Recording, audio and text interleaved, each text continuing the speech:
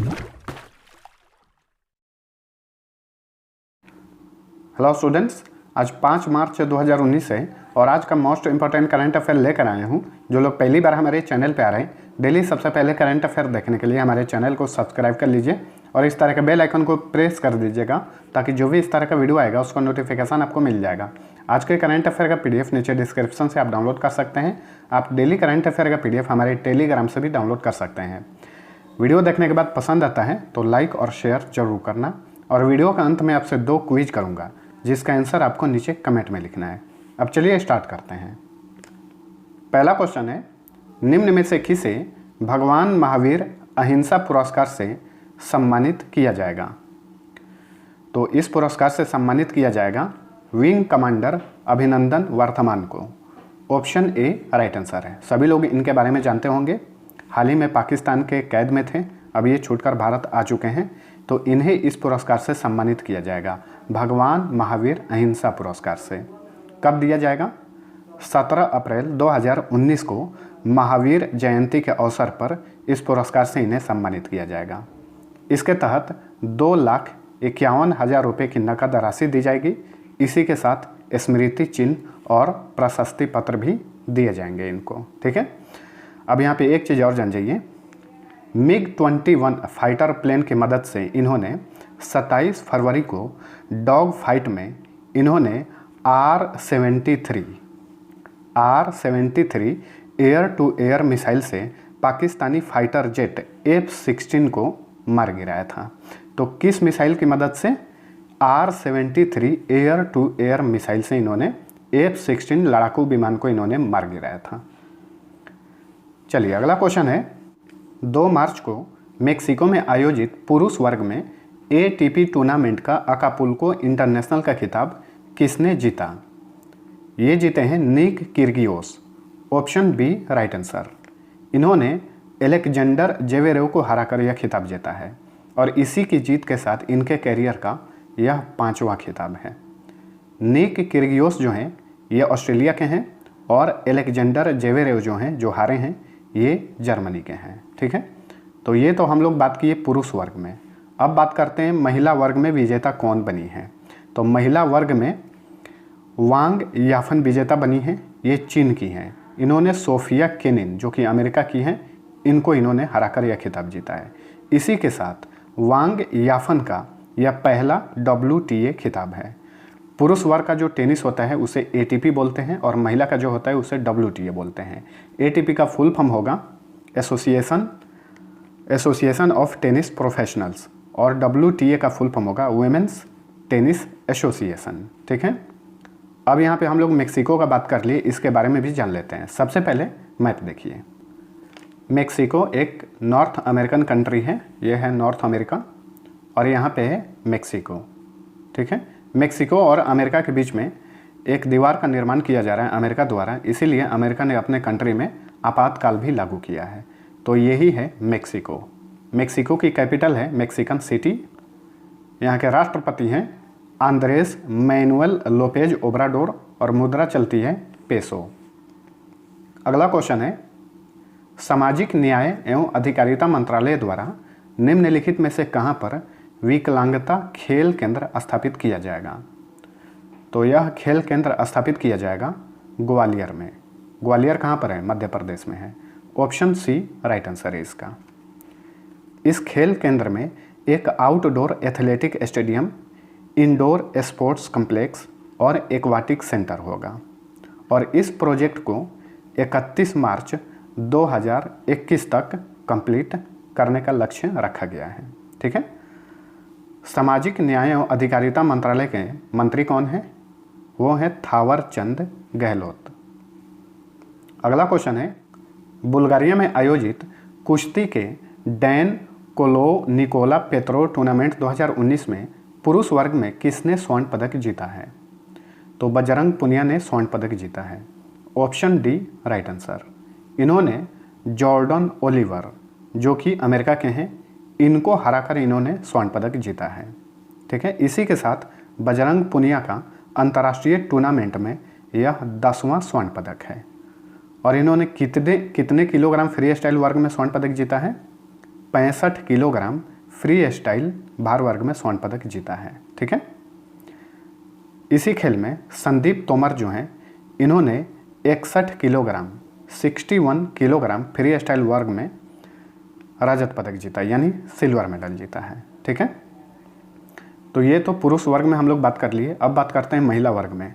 महिला वर्ग में स्वर्ण पदक विजेता बनी है पूजा ढांडा। इन्होंने 59 किलोग्राम फ्री स्टाइल वर्ग में स्वर्ण पदक जीता है। महिला वर्ग में ही विनेश फोगाट हैं, ये हरियाणा की हैं। इन्होंने 53 किलोग्राम भार वर्ग में रजत पदक जीता है, विनेश फोगाट ने। अब यहाँ पे हम लोग बुल्गारिया का बात कर लिए, इसके बारे में भी जान लेते हैं। सबसे पहले मैप देखिए, ये सारे यूरोपियन कंट्री हैं और यहीं पे है बुल्गारिया। आप यहाँ पे देख सकते हैं, ये है बुल्गारिया। इसकी सीमा रोमानिया, सर्बिया, मैसेडोनिया आदि से टच करती है। बुल्गारिया की कैपिटल है सोफिया और यहाँ के राष्ट्रपति हैं रूमेन रादेव। प्रधानमंत्री हैं बॉयको बोरिसोव और मुद्रा चलती है लेव। अगला क्वेश्चन है, 4 मार्च को प्रधानमंत्री नरेंद्र मोदी ने किस राज्य में सौनी जल योजना शुरू किया है? गुजरात में यह योजना शुरू किया है। ऑप्शन ए राइट आंसर है। इस योजना में अंडर 1 से लेकर रंजीत सागर लिफ्ट सिंचाई योजना और माचू 1 से नारी लिफ्ट सिंचाई योजना शामिल है। इसी के साथ प्रधानमंत्री नरेंद्र मोदी ने गुजरात में बहुत सारी परियोजनाओं का शिलान्यास किया। जान लेते हैं सबके बारे में। प्रधानमंत्री श्रम योगी मानधन योजना की भी शुरुआत की है इन्होंने गुजरात में। ठीक है। यह केंद्र की योजना है और इसे गुजरात में भी शुरू कर दी गई। इस योजना के तहत 3000 रुपये प्रति महीना किसानों को पेंशन दिया जाएगा। 750 बेड वाले गुरु गोविंद सिंह हॉस्पिटल का भी इन्होंने उद्घाटन किया। इसी के साथ 6 किलोमीटर लंबे अहमदाबाद मेट्रो के पहले फेज का इन्होंने उद्घाटन किया और अहमदाबाद मेट्रो के दूसरे फेज के लिए 28 किलोमीटर के दूसरे फेज के लिए इन्होंने आधारशिला भी रख दी है। ठीक है। अब गुजरात आंसर है इसका, इसके बारे में जान लेते हैं। सबसे पहले मैप देखिए, ये है गुजरात। भारत के 3 राज्यों से इसकी सीमा टच करती है। कौन कौन से राज्य? महाराष्ट्र, मध्य प्रदेश और राजस्थान। एक क्वेश्चन बनता है कि भारत की किस राज्य की तटीय रेखा सबसे लंबी है? तो गुजरात की तटीय रेखा जो है सबसे लंबी है। गठन हुआ था 1 मई 1960 को। क्षेत्रफल की दृष्टि से 6ठे नंबर पे, जनसंख्या की दृष्टि से 9वें नंबर पे, साक्षरता दर है 78.03%, लिंगानुपात है 919, कैपिटल है गांधीनगर, मुख्यमंत्री हैं विजय रूपानी, राज्यपाल हैं ओम प्रकाश कोहली, लोकसभा सीट 26, राज्यसभा सीट 11, विधानसभा सीट 182 और जिलों की संख्या 33 है। मुख्य न्यायाधीश हैं जो कि एक्टिंग है अनंत कुमार सुरेंद्र राय दावे। लोक नृत्य है यहाँ का डांडिया तथा गरबा। नेशनल पार्क है Gir National Park. Gir National Park जो है एशियाई शेर के लिए प्रसिद्ध है काफ़ी। Black Buck National Park, Vansda National Park तथा Marine National Park. Marine National Park को गल्फ ऑफ कच्छ के नाम से भी जाना जाता है। बांध के बारे में बात करें तो सरदार सरोवर डैम नर्मदा नदी पर है, उकाई डैम ताप्ती नदी पर है तथा धरौवी डैम जो है ये साबरमती नदी पर है। अगला क्वेश्चन है, 4 मार्च को प्रधानमंत्री नरेंद्र मोदी ने कहां पर one pension one card launch किया? कहां पर? अहमदाबाद में लॉन्च किया है इन्होंने one pension one card. Option B right answer है इसका। इस कार्ड का उपयोग बस, मेट्रो तथा लोकल ट्रेन में किया जा सकता है। अब बैंक जो भी नए डेबिट या क्रेडिट कार्ड जारी करेंगे उसमें national common mobility card feature होगा, जो टिकट काउंटर की POS मशीन पर उपयोग करने के अलावा मेट्रो रेल स्मार्ट कार्ड के तौर पर भी इस्तेमाल किया जा सकता है। तो यही है वन पेंशन वन कार्ड योजना। इसे अहमदाबाद में इन्होंने लॉन्च किया। चलिए अगला क्वेश्चन है, हाल ही में RBI ने यूनियन बैंक ऑफ इंडिया पर कितने करोड़ रुपए का जुर्माना लगाया है? तो यूनियन बैंक ऑफ इंडिया पर RBI ने 3 करोड़ रुपए का जुर्माना लगाया है। Option C right answer. कुल 4 बैंकों पर हाल ही में RBI ने जुर्माना लगाया है, जिसमें यूनियन बैंक ऑफ इंडिया पर 3 करोड़ रुपए का जुर्माना, देना बैंक पर 2 करोड़ रुपए का जुर्माना, IDBI और SBI पर 1-1 करोड़ रुपए का जुर्माना लगाया है। ठीक है। आरबीआई द्वारा दिए गए निर्देशों का पालन न करने पर यह जुर्माना लगाया गया है। यूनियन बैंक ऑफ इंडिया के बारे में जान लीजिए। इसकी स्थापना 1950 में की गई थी। हेडक्वार्टर कोलकाता में है। वर्तमान में इसके मैनेजिंग डायरेक्टर एंड सीईओ हैं अशोक कुमार प्रधान। अब हम आरबीआई के बारे में जानेंगे। भारत का केंद्रीय बैंक है आरबीआई। इसकी स्थापना कब हुई थी? 1 अप्रैल 1935 को। राष्ट्रीयकरण यानी नेशनलाइजेशन हुआ था 1 जनवरी 1949 को। हेडक्वार्टर मुंबई में है और वर्तमान में इसके गवर्नर हैं शक्तिकांत दास। ये आरबीआई के 25वें गवर्नर हैं। इसके पहले 24वें गवर्नर उर्जित पटेल थे। चलिए अगला क्वेश्चन है, Kenya open future series badminton 2019 का खिताब किसने जीता है? तो यह खिताब जीता है राहुल भारद्वाज ने। ऑप्शन डी राइट आंसर है इसका। ठीक है, राहुल भारद्वाज ने अमन फरोग संजय जो कि भारत की हैं, इनको हराकर यह खिताब जीता है। राहुल भारद्वाज पिछले सप्ताह युगांडा इंटरनेशनल टाइटल का भी इन्होंने खिताब जीता था। अब यहाँ पे हम लोग केन्या का बात कर लिए, इसके बारे में भी जान लेते हैं। सबसे पहले मैप देखिए। केन्या एक अफ्रीकन कंट्री है, ये है अफ्रीकी महादेश और यहाँ पे है केन्या। ठीक है, केन्या की कैपिटल है नैरोबी। राष्ट्रपति हैं यहाँ के उहुरु केन्याता। मुद्रा चलती है शिल्लिंग। अगला क्वेश्चन है, 2 मार्च को दुबई टेनिस चैंपियनशिप 2019 का खिताब किसने जीता? रोजर फेडरर ने जीता है। Option A right answer. Roger Federer Switzerland के हैं और इन्होंने ग्रीस के खिलाड़ी स्टेफानोस सिटसिपास को हराकर यह खिताब जीता है। इसी जीत के साथ इन्होंने 100वां एटीपी, ठीक है, 100वां एटीपी खिताब अपने नाम किया और इस तरह से 100 बार एटीपी खिताब जीतने वाले विश्व के दूसरे टेनिस खिलाड़ी बन गए हैं रोजर फेडरर। ठीक है, दूसरे खिलाड़ी। पहले खिलाड़ी कौन है जो कि 100 से ज़्यादा एटीपी खिताब अपने नाम किए हैं? वो हैं अमेरिका के जिम्मी कोनोर। इन्होंने टोटल 109 एटीपी खिताब अपने नाम किया है। चलिए अगला क्वेश्चन है, चीनी पेपर निर्माण फर्म नाइट ड्रैगन ने किस राज्य में 4,500 करोड़ रुपए निवेश के लिए MOU पर हस्ताक्षर किया है? मेमोरेंडम ऑफ अंडरस्टैंडिंग, समझौता ज्ञापन पर हस्ताक्षर किया है। तो महाराष्ट्र में निवेश करने के लिए इसने समझौता किया है। ऑप्शन बी राइट आंसर है इसका। महत्वपूर्ण क्वेश्चन है, ध्यान में रखिएगा। 4500 करोड़ रुपए का निवेश करेगी नाइट ड्रैगन महाराष्ट्र में। अब महाराष्ट्र आंसर है, महाराष्ट्र के बारे में जान लेते हैं। ये है महाराष्ट्र का मैप। कितने राज्यों से सीमा टच करती है? 6 राज्यों से इसकी सीमा टच करती है। गोवा, कर्नाटक, तेलंगाना, छत्तीसगढ़, मध्य प्रदेश और गुजरात। गठन हुआ था 1960 को। क्षेत्रफल की दृष्टि से तीसरे नंबर पे है, जनसंख्या की दृष्टि से दूसरे नंबर पे है। साक्षरता दर है 82.34%। लिंग अनुपात है 929। मुख्यमंत्री हैं देवेंद्र फडणवीस। गवर्नर हैं C विद्यासागर राव। कैपिटल है मुंबई। लोकसभा सीट 48, राज्यसभा सीट 19, विधानसभा सीट 288, विधान परिषद भी है यहाँ पर जिसकी सीट की संख्या 78 है। जिलों की संख्या 36 है। मुख्य न्यायाधीश हैं नरेश हरिश्चंद्र पाटिल। लोक नृत्य है लावणी नेशनल पार्क है, Chandoli National Park, Navegaon National Park तथा Sanjay Gandhi National Park. Dam की बात करें तो कोयना डैम कोयना नदी, उज्जैनी डैम भीम नदी पर है।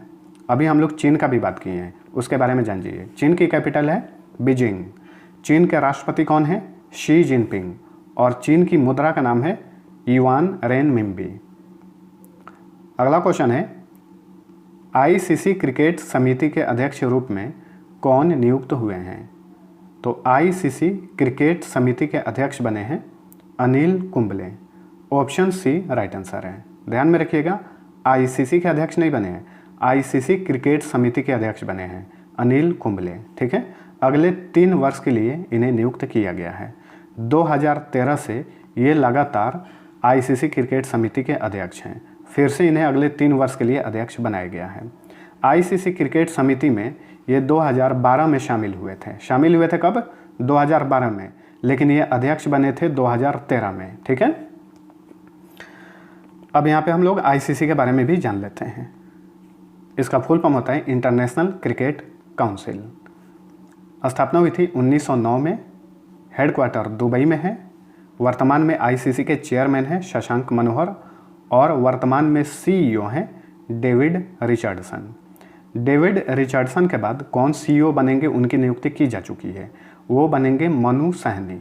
जुलाई 2019 में आईसीसी के सीईओ का पदभार संभालेंगे मनु सहनी। अगला क्वेश्चन है, नवगठित राष्ट्रीय पिछड़ा वर्ग आयोग के अध्यक्ष कौन बने हैं? तो इसके अध्यक्ष बने हैं भगवान लाल साहनी, ये बिहार के हैं। ऑप्शन डी राइट आंसर है इसका, पॉलिटिशियन है ये। तो इस आयोग का गठन हाल ही में किया गया है और इसके पहले अध्यक्ष बन गए हैं भगवान लाल साहनी। ऊपर के तीनों नाम जो आप देख रहे हैं ए, बी और सी में, ये तीनों इसके सदस्य बने हैं और भगवान लाल साहनी इसके अध्यक्ष बने हैं। संसद ने 2018 में एनसीबीसी यानी national commission for backward classes को संवैधानिक दर्जा दिया था, जो पिछड़ी वर्ग के लिए काम करेगा। तो ये था हमारा आज का करंट अफेयर। वीडियो पसंद आया तो प्लीज़ लाइक और शेयर जरूर करना। अब चलिए कल के क्वेश्चन का आंसर बता देता हूँ। पहला क्वेश्चन था, 15वें वित्त आयोग के नए सदस्य के रूप में कौन नियुक्त हुए हैं? सभी लोगों ने आंसर सही दिया था, अजय नारायण झा नियुक्त हुए हैं। वर्तमान में भारत के ये वित्त सचिव भी हैं। दूसरा क्वेश्चन था, तमिलनाडु तथा केरल में लोकसभा सीट की संख्या क्रमशः कितनी है? इसका भी आंसर सभी लोगों ने सही दिया था। तमिलनाडु में लोकसभा सीट की संख्या 39 है और केरल में लोकसभा सीट की संख्या 20 है। लोकसभा चुनाव आने वाला है, तो जो भी सीटें हैं वो आपको ध्यान में रखनी है। अब चलिए आज का क्वेश्चन करता हूँ। पहला क्वेश्चन है, केंद्र सरकार ने देश में इलेक्ट्रिक वाहनों के विनिर्माण और इस्तेमाल को बढ़ावा देने के लिए किस योजना के दूसरे चरण को मंजूरी दे दी है? दूसरा क्वेश्चन है, आंध्र प्रदेश तथा तेलंगाना में लोकसभा सीट की संख्या क्रमशः कितनी है? दोनों का आंसर नीचे कमेंट में जरूर लिखिएगा और जो लोग नए हैं हमारे चैनल को सब्सक्राइब करके बेल आइकन प्रेस कर दीजिए, ताकि जो भी इस तरह का वीडियो आएगा उसका नोटिफिकेशन आपको मिल जाएगा।